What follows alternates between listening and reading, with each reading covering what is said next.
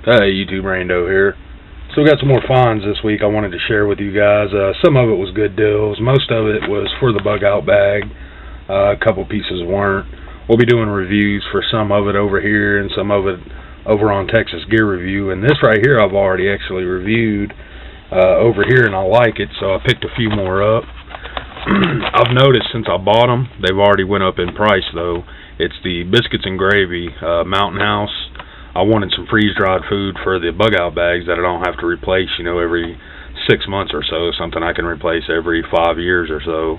And I noticed that these 2-serving pouches are a lot thinner than the 2.5 serving pouches, which are, probably about that thick. So I could get 4 servings in there, a lot more compact than I could 5 servings, and there's 4 of us, so perfect amount.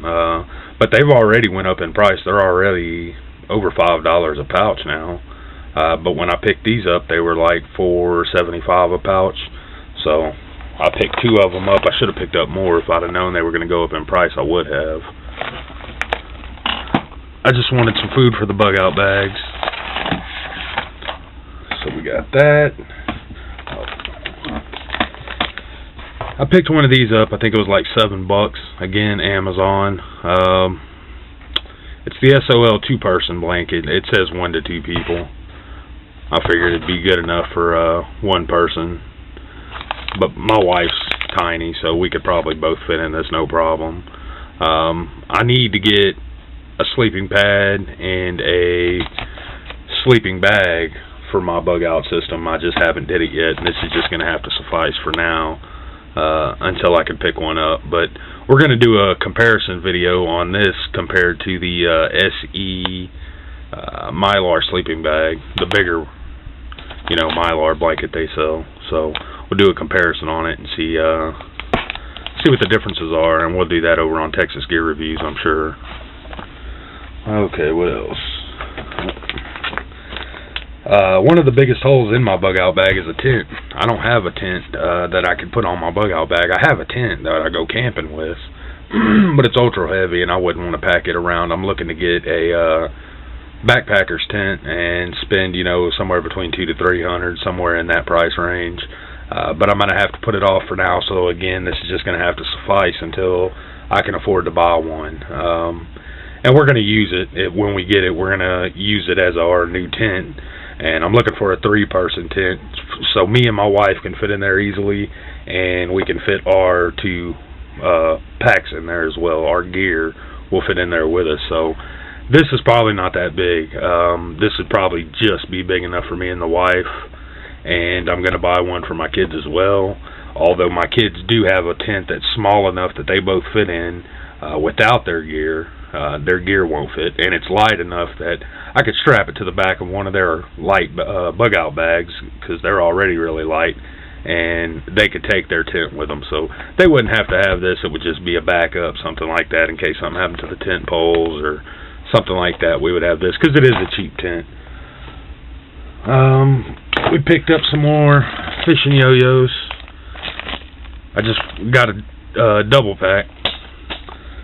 And we picked up some more traps. Now, I've used these before. They're not the best traps. It is the Duke, the 110s, I believe, the body traps. We're going to do a review on these after we got to fix them up first. I mean, you can't just use them right out of the pack. Of course, you got to, degrease them and get the oil off of them and then dye them and all that good stuff. But besides doing that, they need work on the trigger mechanism and the dog.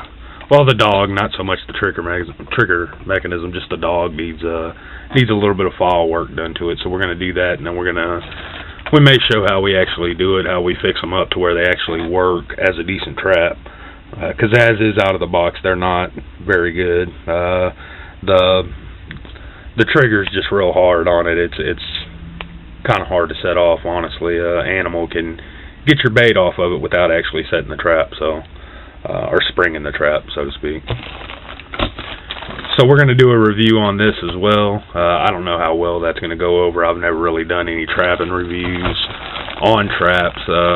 I have showed traps in my past videos that we've bought. I got live traps. I've got kill traps.